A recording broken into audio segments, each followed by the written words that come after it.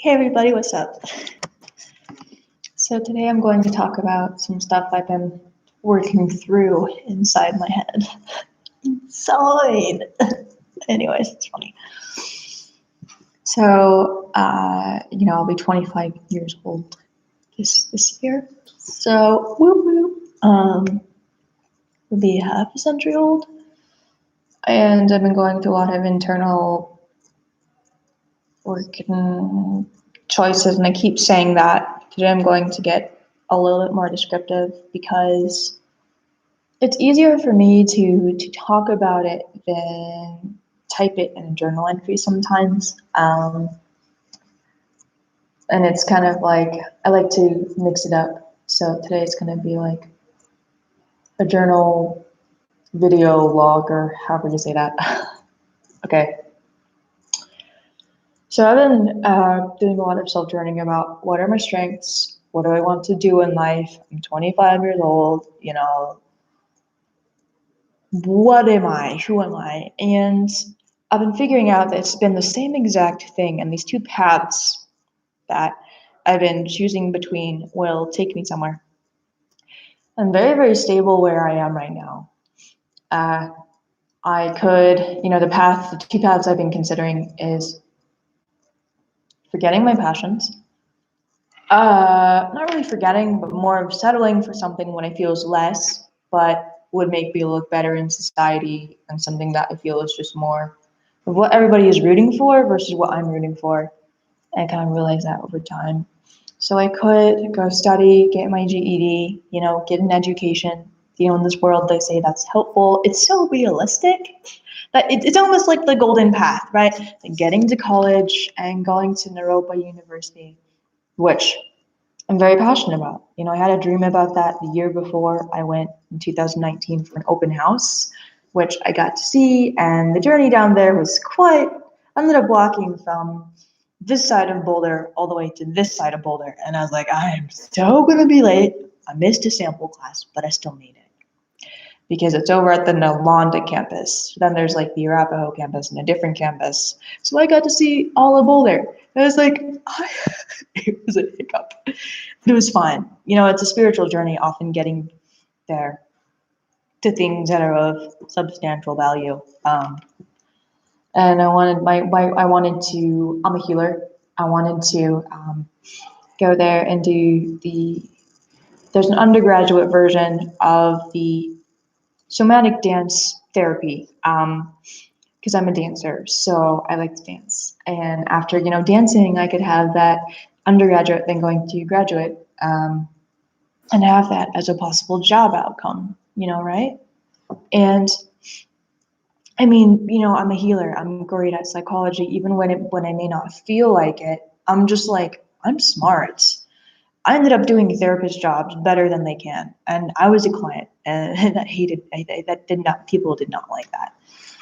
And I think, therapy can be very, very helpful. It can be very healing. Sometimes you need support, and asking for help with, guidance and how to learn how to understand yourself.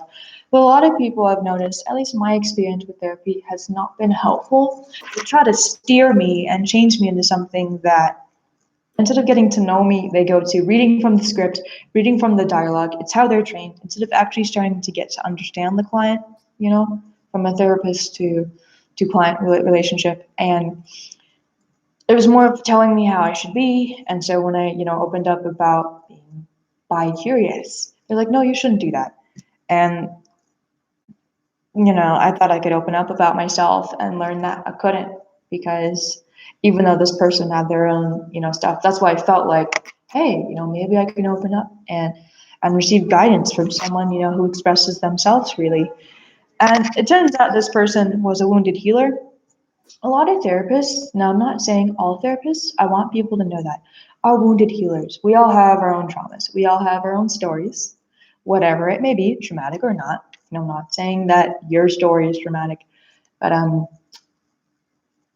we oftentimes going to want to help and fix everybody else's problems, but sometimes it's very, very important. We need to look within the self and see, okay, so when I'm feeling a trust paradigm come up, what is sparking this? Where is this coming from? Oh, it's a similarity. Okay, Toriel. So let's take a step back, think how to act, and let's see what else is triggering this. Another similarity. There's a phrase that set me off into this trust paradigm, and then I'll start having behaviors. And hang on, I need to go get a tissue. I'll be back. Sorry, guys.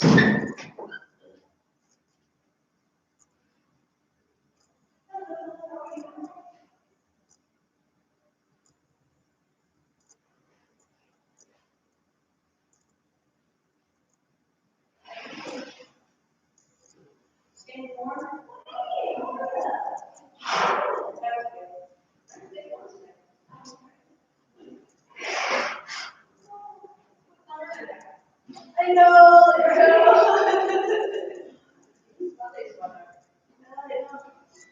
How are you doing? Good. How are you? Good. I love your dress, by the way. Yeah.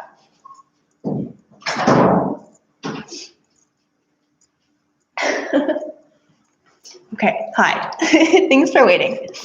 Sorry about that. Wait, no. Actually, music to be playing. Okay. Because I have music in here, which is a coping mechanism I've learned that helps me. Okay. So we were talking about, right, wounded healers, looking inside, trust paradigms, behavioral, right? So in those paradigms, there'll be behaviors, certain set of behaviors. When I was in an abusive relationship, I started to talk down on myself, started to doubt myself, started to doubt my intuition. There are some people out there who just come into your life to destabilize you and take advantage of you and use you and abuse you. Not saying that's you in particular. I will say that happened to me, to clarify that. And there are going to be naysayers, at least from my personal perspective. There are the naysayers in life. And there are people who, want to take advantage of me. And not everyone is honest. And, it's just the reality of things. And that's okay. And in this relationship, he gaslit me. So I started even questioning my sanity sometimes. Like, I was like, oh my gosh, Toriel, like, I have never felt that unsure of myself and my reality, that he was making it seem like it was always my fault. And eventually, I wanted to leave. Like, I was very, very unhappy in this relationship. And I learned a lot from these past relationships. And so when, there's my mentor, someone who's teaching me how to do martial arts and sword arts, and there were certain similarities that, not his behaviors, but just certain things that were triggering this. And I pushed him away a couple of different times, and I was like, I can't do this. And then there's like another like serious, like weird energy and situation that I realized, for me personally, it was stemming from these trust paradigms and anxiety paradigms. And when I bring someone into my life, was meant to be there to teach me and help, you learn from your teachers, use them well, like learn from them well. And I'd start bringing these teachers, these people who have wisdom, have experience, are not here to take advantage of me or hurt me, are actually teaching me how to protect myself in a very, very realistic way, where it's very empowering and I feel good about myself when I'm learning. And, I'll continue to learn. And, he's encouraging, my mentor is encouraging of me to, fix things with my family, to go out into my life and live it, like, because I'm stuck in these fear. I'm also fighting myself. Sometimes we can fight ourselves because when we start manifesting those positive things, oftentimes it's hard for me to receive love. It's hard for me to be open to love because of, I don't know, what it's like to, I've started to learn what it's like to have nice people who want to help you, who aren't there to hurt you or destabilize you or mooch off you. And it was very interesting because I felt like I couldn't go to anyone. I wish that I could have had a positive experience with therapy, but I literally ended up realizing that I kind of became my own therapist. Like, we all have an inner master inside, not a master, that's not what I'm saying, but we all have an inner part of us that knows us best. So when oftentimes I needed to stop going to therapy, look inside myself. If someone else can't do that for me, then all I can do is do that myself, right? And this is where um, I really started to ask myself, like, do I want to do this? Do I not want to do this? How am I feeling right now? Where are my thoughts? What are my emotions? And what's my gut instinct tell me? And then, just not be so hasty. And, again, take a step back and think how you're going to act and just plan things out. And to believe in myself. And, someday when I that's why, somatic dance therapy and becoming, it's a type of movement therapy that is super awesome. I think it's the politics and the way that can be is super fun. I I wanted to become a therapist because I could do the job better. And by learning to do that for myself and live that way for a long time, I then wanted to be able to turn that back around and do that for other people. And I enjoy helping people. I enjoy guiding people. I enjoy being a leader sometimes and sharing the knowledge that I have, and I enjoy when I can really make someone smile and help them discover more about themselves. That I've learned to discover about myself. And occasionally, that's where I'm just like a beginner, I no way. But sometimes, and so the force would sometimes bring in opportunities where I'd be of service. Like, what that means is someone would come to me, or I'd end up having an interaction where I do psychic readings. So, I'm into tarot, and my strength is tarot. My strength is doing psychic readings, and I'm a psychic medium. I am really fascinated by the occult, and not cult, but mysticism. I think it's all the same thing, actually. I like pagan stuff. I come from Bulgaria. I'm adopted. So, I come from Bulgaria, where over there they have a lot of divination and head witches, or people who are into witchcraft and the mysticism of it. I think it's very, very fun. There's a lot of strong bloodlines over there. I don't know where I come from. It's also like a little bit of Rey. I was like, oh, I saw the Rise of Skywalker, and I'm just like, yes, I don't know what I am. I want to be good, and I don't know what I want to call myself, and I don't know what I want to become. All I want to do is become a better version of me and continuously strive to understand the self and not settle for something less.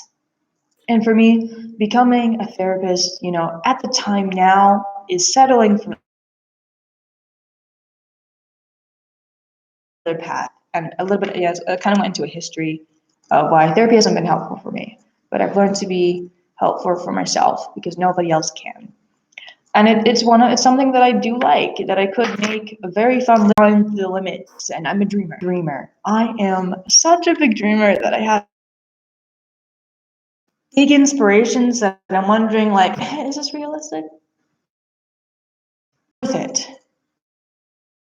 am I gonna get there? Am I seriously just going to go for stability versus actually do something completely that is, I think, expected, but is going to take me? But I'm a singer and a songwriter. I love to dance. I want to make lyrics, and I have a dream of, I'm actually going to a recording studio sometime. I can be what I had set out to become as a child. I said, Mom and Dad, someday I want to be famous. I want to make a living off of being who I am. And to me, it's not about the money, but, the money would help me do great things. I want to, with being famous, with why wanting to be famous is a thing for me. I want to make a mark in the world. I want to make a stamp in the world that says, everyone says, if Amy can, if Toriel can do it, so can you. And if I see myself doing that, if I see myself going around and, doing tarot readings as well and inspiring people, when I sing, when I'm good at what I do, because I do have the talent and I know that, I believe that, I see that, I know that, people have told me that, I have told myself that. So now just the next step of that, and continuously working on believing in myself and knowing that I'm going to get there. And I can go for something much bigger than what is usually expected, right? I think oftentimes I wanted to go for what is stable, but I'm not happy there. I wouldn't be happy. I'd be settling for less. And getting a job and doing tarot readings, I'm really good at what I do. I actually charge people now because I used to do a lot of free tarot readings. It started by seeing where it goes, building on that skill. Now I can actually charge people, and that's kind of cool, you know. And I can sing, and I can songwrite, and I'm going to, acting and building fan films, and there's going to be some sort of abundance there. And through that abundance, I want to touch lives. I want to inspire people. As much as I've continuously learning to inspire myself on the journey, I see myself, 50 years down the road, having a music school and having, more open source places for people to go in to dance, for underprivileged kids, for people, even outside of the States to have a voice. I see myself traveling, I see myself producing other people, I see myself erecting a Jedi temple, which, oh yeah, it's gonna be a thing, because then I'm going to retire and I'm going to be an in real life consular. Why? It is so possible, guys. I had a vision where, I had a dream. I had a dream. I had a dream. I just want to see the floater mountains gleam. And with every passing hour, I'm so glad I left my tower. Yeah, so glad I left my fear paradigm. So glad I decided to take a leap of faith. I'm literally the road that I have. I know where it's going to be, but it's going to be so different than I think what a lot of people are expecting, and even myself, because I don't know what to expect. All I know is that I'm going to be an artist, and I'm going to love being an artist, and I'm going to be able to breathe life into other artists, and I'm going to be able to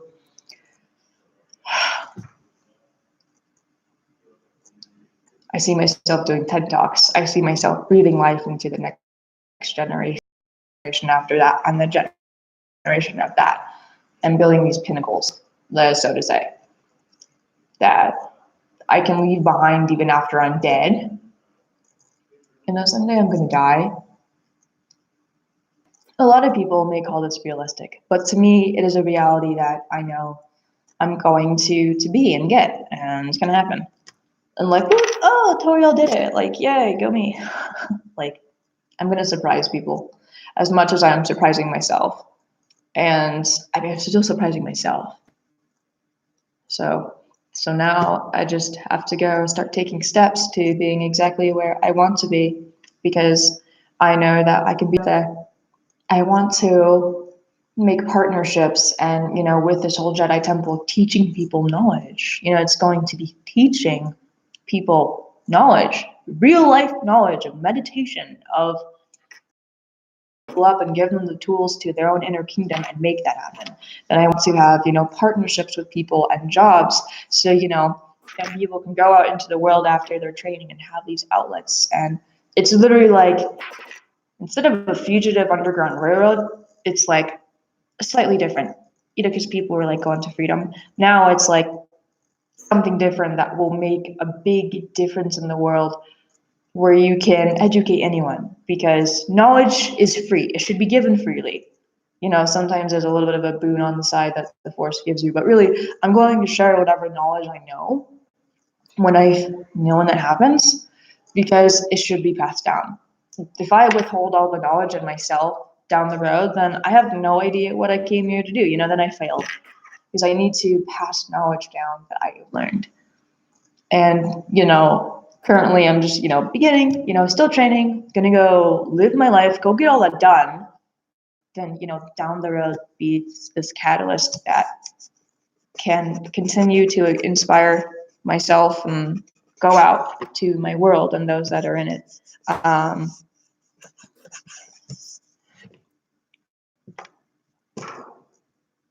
which I definitely feel like a lot. Okay. I don't know, it's crazy. I was talking to, so that's my path, and that is, definitely going to be very different, very tough, and rewarding. I mean, it's already been tough. Moving past writer's block, singer songwriter, like just letting the words flow, and then learning to edit that and cut that down. But it just happens. And people told me it's that I can't do that, that it's not practical, and that means that it is. So I can push through and do whatever. I think oftentimes I resonate. This is why, okay, embracing labels for a second. Why would I want to become a Sith someday is because to say that I did it, and really I feel like I'm more of a Sith anyways than a Jedi. But I take from, I feel like Jedi philosophy teaches you mostly about the light and how to view yourself within the light. Right now, I'm like viewing myself through some pretty dark things and going into it's my own. It's all me. Like realizing that I am my own worst enemy. Like, oh my god, it's like freaking. It's hard. There's part of yourself that almost like you're like battling against yourself as you start creating these goals, and there's like self-sabotage. There's a lot of things that you have to overcome, and I can be whatever the fuck I want to be. And it's I get to create my own coding, and I get to evolve myself and change myself and watch myself grow from the person who was here a couple months ago. I've definitely learned to just share and speak and be and really start not giving, not settling for less. And it's very, very empowering. It feels good. And there's so much more that I thirst and I hunger for. And I was like, what are you talking about? Like, there's always a feeling that I'm not getting far enough, and I've just really begun. So, I don't always see it. And so, someone told me that, yeah, you've come a long way. And I'm just like, funny, because I don't see that. Like, no, what are you talking about, man? Like, I actually ended up not feeling too good. And so learning to relax, I was actually able to do some inner thoughts, right? And everything happens for a reason. Realizing that if I'm going to be more active in weightlifting, I want to eat meat again. So I'm going to go back to eating meat. And, it definitely makes my body feel better. I feel like I was working out and not fueling myself in a way that my body needed.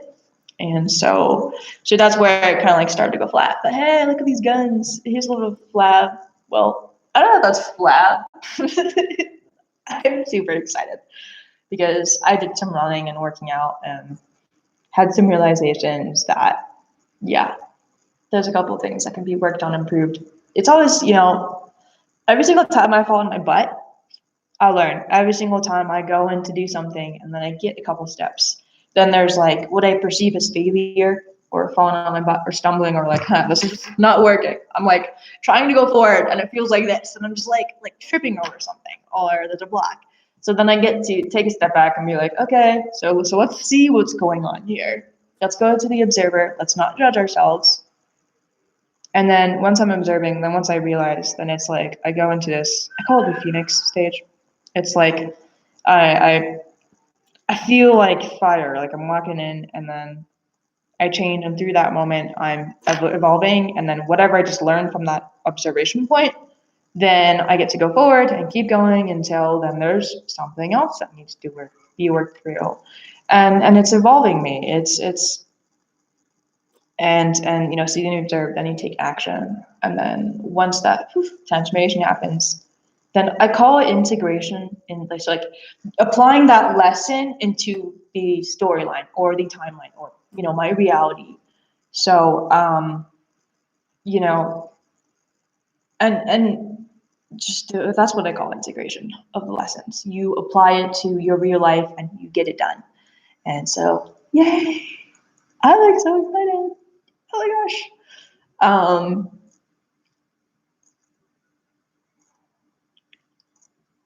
It really has started to make a big difference in my figure skating and my dancing too.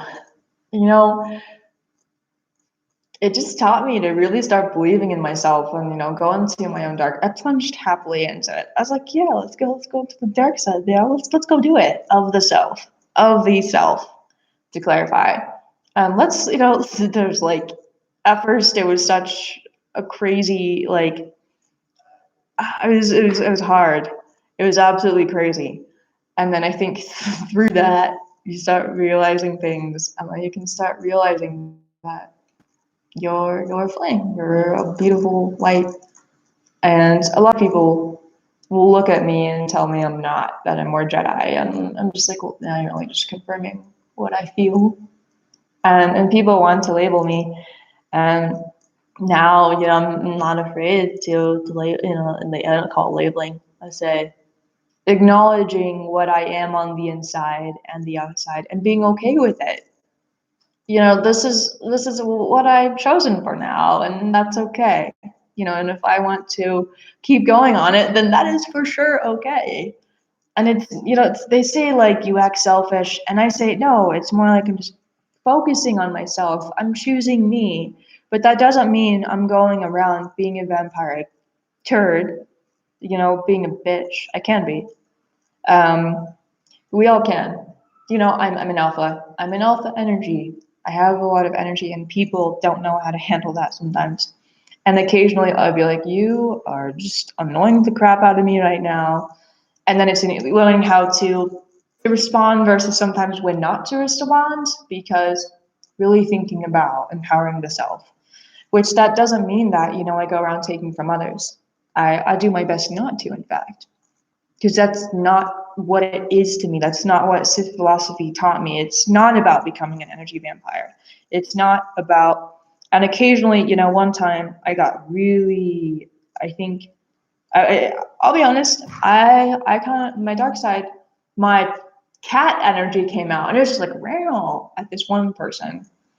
And, I had to learn from that. And by overstepping, you learn what it's like and kind of what you don't want to be. And then you have to, just there's a part of me that can be very, very mean. And when provoked, it can be super, super, super, super mean. And learning sometimes to feel that, but meditate on it and think of it, okay, like where can I turn this emotion into something that's more helpful? And if I feel like I need to use this fuel as something, then maybe focus on an obstacle in my life and overcome it in a way that isn't going around tearing people down. Because one time, I did, and a couple times I have been rude. Some people have been rude, and it's only when they provoke the bear that I'm an Aries. So when I react, I feel like they just get away with a lot of things, which regardless, it's really up to me to be the bigger person, and it's not being a vampiric bully. Instead, it's learning to deal with a lot of shit and not really paying attention to it. It's all about me. And that's okay to make it about me. That's okay to choose myself and really not really chase, but go after what I want. And, I'm not taking from others, which means sometimes I am, but, learning to not do that. Just becoming a better version of yourself. We're not bullies. I'm not evil. People will look at me and they'll call me an evil little girl. And that comes from when I was a kid. I thought I was evil. We often demonize our darkness. Christianity taught me that I'm evil, I have sinned, and I was barely like 5 years old, or 4 or 3 or 2. And I'm told that I need to be saved, that I need to repent. And so it's part of, societal programming that oftentimes we give up our power. And I do know source energy. I love the source energy. Later, being mad at that religion and realizing that, well, to me, there is a source. There's the universe. God is the source energy, and it's, a different story to me, a different belief, and people have different beliefs, and that's okay. Like, that's okay. I'm not saying it's right or wrong. I'm just sharing mine. And, I did get to know this person, this energy or entity quite well. After I was just like, I'm so mad at you. I'm so mad at you for sending me dreams of you can't forgive me and I'm just trying to be the good girl that everybody wants me to be, and it's not who I am. And so that's where some of my darkness stems from, is people not embracing me and trying to change me. And now I get to show the real me and go after and be like, yep, here I am. This is what I like to do, succeed in life. And I is it possible? A little bit of self-doubt there. I start to, there's a lot that happened to me. But it only pushed me to yeah, I don't know. I had a lot of priests and pastors praying over me, and they were sealing parts of me away. And it really hurt because I learned to not trust this world at such an early age that, is in that for 22 years. So 2 years, almost 3 years later, I'm working through all that.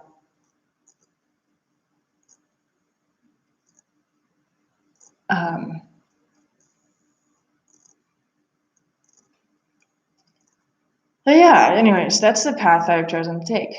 Be the artist. I've done the artist. I, started to make jewelry last year and made some sales. People were reviving it.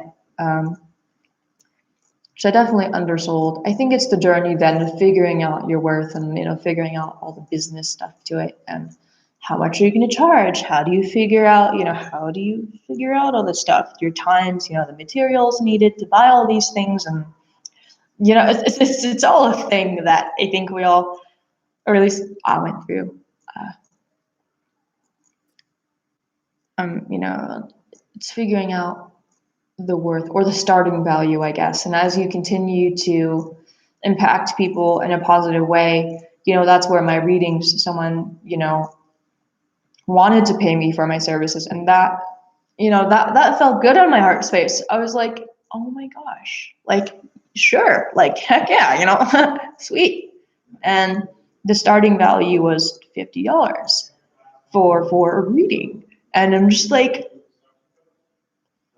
which I'm sharing that because it's a real life example. Like, I'm trying to share my reality with you, to help people understand. As I anyways, as much as myself, I'm definitely I've been looking back at some of these videos a couple months ago, and I'm just like, wow.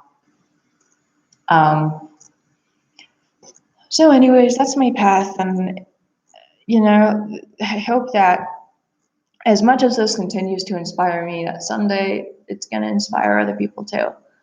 And I can give back the experience of what I was given. That's where, it comes back to being more of a counselor and guidance and sentinel. It's kind of a jack of all trades type thing, where I just pull from many different things, and I'm able to pull from this, pull it from that, learn from this, no longer learn from this, then bring something else in. You literally I get to invent myself or reinvent myself, but there's a podcast that I keep mentioning by Living with Miles. It's the should have. Do you really want to, or should you? And the should version was, I should go get my GED. I should go to college because it would probably make my parents proud of me, because, everybody wants me to be successful, and it should make everybody happy, and I should feel happy. But do I want to? No, I really don't want to. I want to continuously work on making my GED, but it's not really a requirement. Right now, I need to, really let my passion flourish and start, doing tarot readings, because I've literally just had that universal, yeah, Toria, like, go do it. You can do this. People told me I can't. No, you can't make a living off of that, girl. And I'm just like, oh, okay. And that just means I can. And I want to be an actress. I'm going to go start going into acting classes and running into people who are into that again. I used to do acting. I liked it. I did a lot of Broadway stuff, so it's kind of different than the other acting, screen acting, or whatever you call it. in front of the camera. um, but just acting and singing and songwriting and dancing and the artist, the performing artist. I love the spotlight. I went to open mic a couple different times, and that's definitely good practice. The sound system the way they have it set up is not good, but at the same time, it's really just about practicing and singing and bringing more of my songs out there that I've written.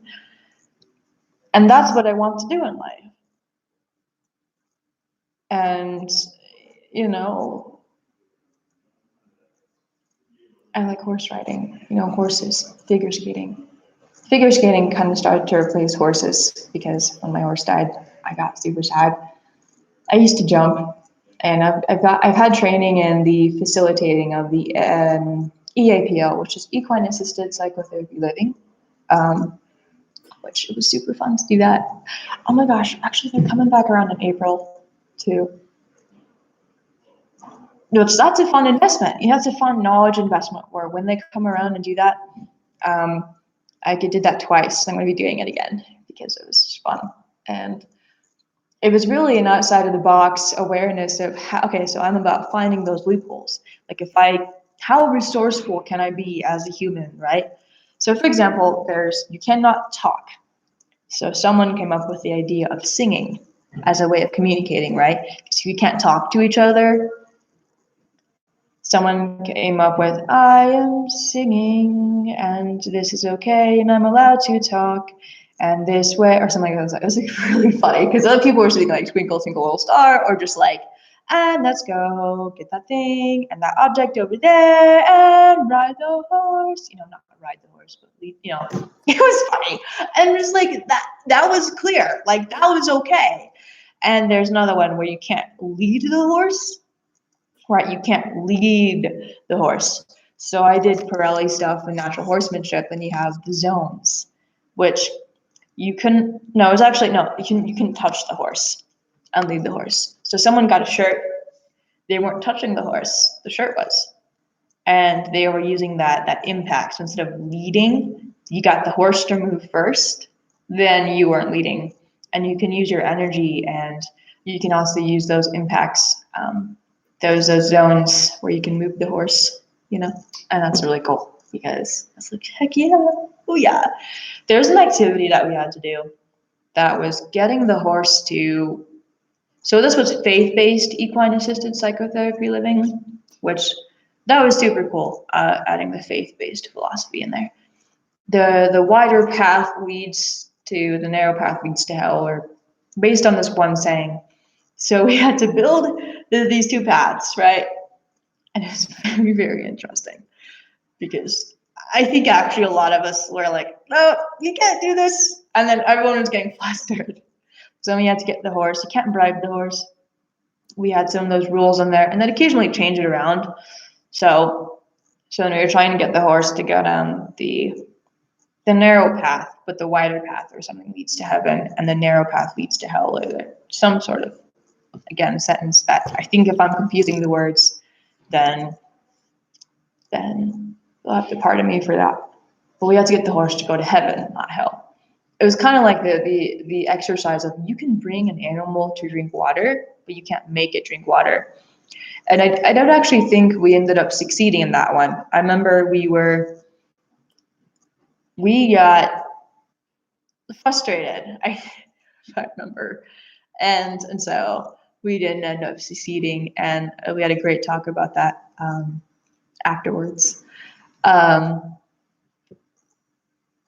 was a couple years ago. I forgot what was said, but there was definitely some awesome learning and faith-based connection that started to happen. We even had someone come in with a Python spirit, which a Python spirit is like a negative energy that kind of latches on and wraps around. And this is how, a little bit of metaphysical stuff. You know how you have people hear about getting attachments or what do you call it? Possessions. So here's how it'll work. It starts out super small. It'll attach somewhere through fear or an emotion or a pattern or maybe an indulgence. And then it starts to grow. And the more you feed it, the more it starts to drain you. Sometimes it can deny you of sleep and other things. Like you'll start doing things that disempower you and allow this small, tiny little seed to start growing into something. And then you'll start to feel like you are not you, and you'll start to kind of turn into this zombie-like state where eventually it'll start feeling like it's taking control over you. And it's, it tries to, this is the story of yin and yang battling for control over the world. We call this the Great Schism. And there are some, energies out there that are not kind, that are manipulative, that will lie, that will use you. And it's just kind of how it is. And so there was one of those things in this person, and he gave me the cold. Like it was like the heebie-jeebies, and he was like growling and like because it's like rasping, and Elaine had to tell him to leave. And that's the person who was aware, and she's like, yeah, I gotta protect my herd. You can go bye-bye. And that was, seeing one of those things face to face was interesting. And if something like that comes in, it's usually an obstacle. It's that there's something awesome going on, and that person he came back the next day and was like, what happened?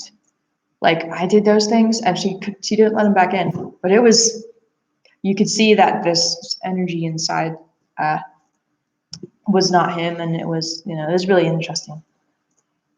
When I do metaphysical stuff, psychic medium, I've used Sage, or I've used my own authority to call those out of people, which this one person, it was like, I was like, yeah, I can help you, sure. He's acting weird. Oh, it's because a Python spirit is indulging through this, and he's stuck in this mindset. And they can go into anything. So, sexual indulgences. And it was interesting because I was like, oh, that's not good. So, there's times where I've been able to use my gifts for my learning things that I'm learning to be able to do to help someone else. And that's more of servants moments where, occasionally if I have time to spare, I will do something, and it just ended up happening. The Force brings those opportunities to me. But, I kind of went on a topic and tangent about horses. My dad can vouch that every single time I go to see my horses, I'm just like, I'll talk about horses. It's a passionate rant. And he's like, I don't know how he always dealt with it. I don't know how he always, my dad loves horses just as much so. He always had Arabians.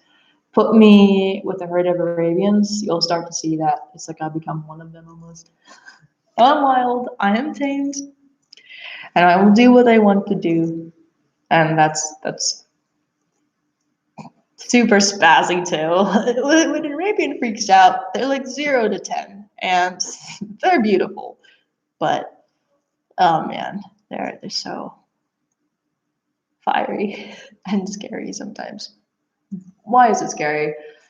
One time I was lunging in a saddle, and the girth started to loosen, and so of course I was like, oh man, I was so worried that the horse was going to freak out and die and trip. And of course he goes from 0 to 10 because he's an Arabian. So they ended up sliding underneath his belly, which I think would freak out any horse personally. If I were a horse and I was, doing my thing, and suddenly something just, and I'm just like, so, so he's on the lunge line, right? He's on a lunge line, and he's way out there, and he doesn't like it. He does not like being constricted. So that was interesting because I had to go calm him down and get this thing off, and then it's so bad because he goes into this mind state where it's pure panic, and I'm just like, Gecko, come here.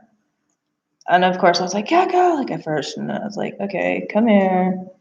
And eventually, he just would come in and freak out and then come back in, and he's like, stomach was expanded now, so I'm just like, gosh, but I felt happy because I was able to get that thing off eventually and use my calm skills, and just the horse was fine. I was fine. We were a bit traumatized after. He was. And it's like, oh, you poor thing. I'm laughing because he was just the awesomest horse ever. And he always, came up to me and he would run to me. And, it'd be like, Echo! And he just whinny and be like, hey! I remember the first time when he came to Colorado from Arizona and he had no blanket. So, he's from Arizona, coming to Colorado in the wintertime. I was like, oh, you are shivering. And, when he was purchased, he came on this truck that has all these horses. So they'll deliver them to you, which that was cool because I've never seen one of those things. Of course, he jumps out. I'm wearing flip-flops, of course. No, was I wearing flip-flops? No, I was wearing some Crocs. And okay, never, ever wear Crocs. Okay, especially when it's just not a good idea to wear Crocs or flip-flops. But that was just kind of one that I ended up running out into, and I was fine. Like, I knew I'd be fine, right? But you should never really. You should always wear shoes, closed-toe shoes, just because you don't want to have them step on you. And don't wear steel-toed shoes because if they step on you, then that can really squash your feet and your toes, and that's not a good idea. Just a general rule of thumb of what I do not wear when I'm picking up horses, except for that day I was wearing something else. He like jumps out, and I'm just like, hi, like, welcome to your new home. And he's like, he's hot. Like, what that means is he had a lot of energy. He was super hyper, and it's an Arabian thing, especially when you're going to a new home. They're always kind of hot. That's what we call it. And just super riled up. He was so beautiful though. I was like, oh, hi, like, you're so adorable. And it was cool that I got to bond with the horse and take him into the stall. And then, I don't actually know if we put him in the stall first. Yeah, I think so. And then I actually kind of forget that was a couple of years ago. But, we got him used to his house, to his new home. And I loved the place where I lived at. It was super awesome. So, thinking about getting back into horseman stuff too would be fun because I have the training and certification with that, which to get close to someone like that and, knowing that someday they are going to pass away is going to be sad. But I don't know, now why am I fighting myself on this one,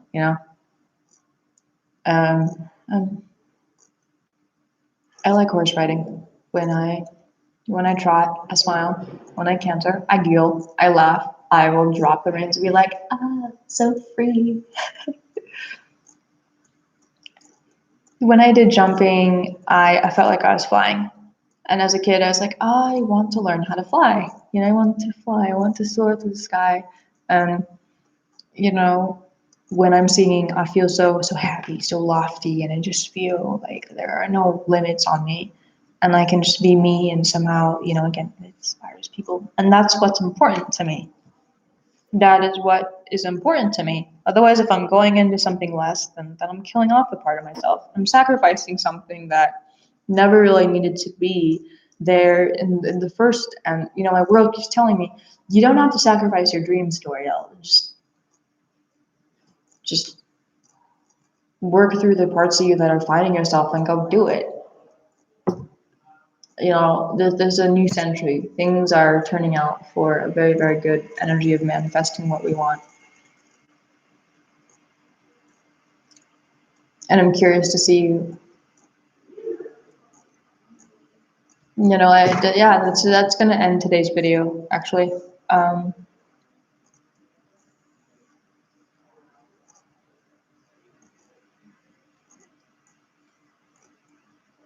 Yeah, that ends today's. And I hope that everybody has a great week. Wow, it's already Wednesday, guys. Guess what day it is? Hump day. So have a great hump day, guys. and may the force be with you.